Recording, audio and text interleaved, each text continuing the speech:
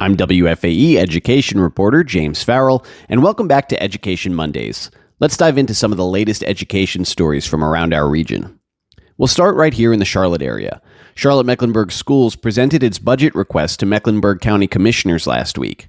The district is asking the county for $667 million in funding for the 2025-26 school year. That's about $28 million more than they received last year. This funding would help pay for some key priorities: raising the local teacher salary supplement, funding potential pay raises for other district employees, and refreshing Chromebooks for students. But during the meeting, as county commissioners talked about the need to fairly compensate teachers, officials turned their sights to Raleigh. CMS Superintendent Crystal Hill pointed out that the state sets base teacher salaries, and while the state offers an additional supplement available to nearly all counties, Mecklenburg County is one of only a few that don't receive it.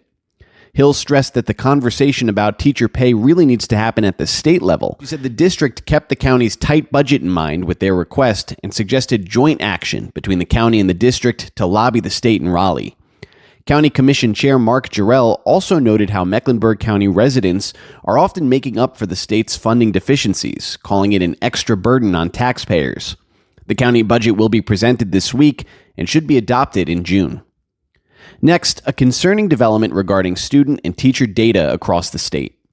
State Superintendent of Public Instruction Mo Green announced last week that threat actors have attempted to demand ransom from school systems who had data stolen from their school information systems, which are operated by a third-party vendor called PowerSchool. This follows a global breach in January involving PowerSchool that exposed data, including social security numbers, of around 312,000 North Carolina teachers and some 900 K-12 students.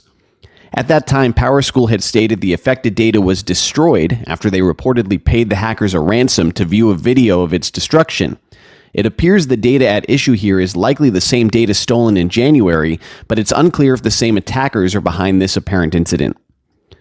Superintendent Green stated the North Carolina Department of Public Instruction will not engage with these threat actors. North Carolina schools are planning to transition from PowerSchool to a new platform called Infinite Campus starting July 1st when the state's contract with PowerSchool ends.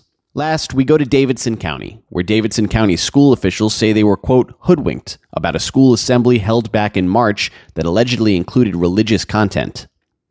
The assembly at Hasty Elementary featured the Christian band the Three Heath Brothers. Advocacy groups like the Americans United for Separation of Church and State sent letters to the district claiming the event violated the separation of church and state. A parent reportedly complained about religious music and students receiving devotional materials at this assembly, which happened during the school day. Davidson County Superintendent Greg Slate told WFAE that the band misrepresented the program as an anti-bullying event with no Christian content, catching local faculty and administrators off guard. He maintained that while the event included anti-bullying content, the Christian music and devotional materials should not have been there. The band, the Three Heath Brothers, denied that the event included proselytizing or a worship service, describing it as an upbeat show different from their normal concerts. That's all for now. Stay tuned to WFAE for more education news.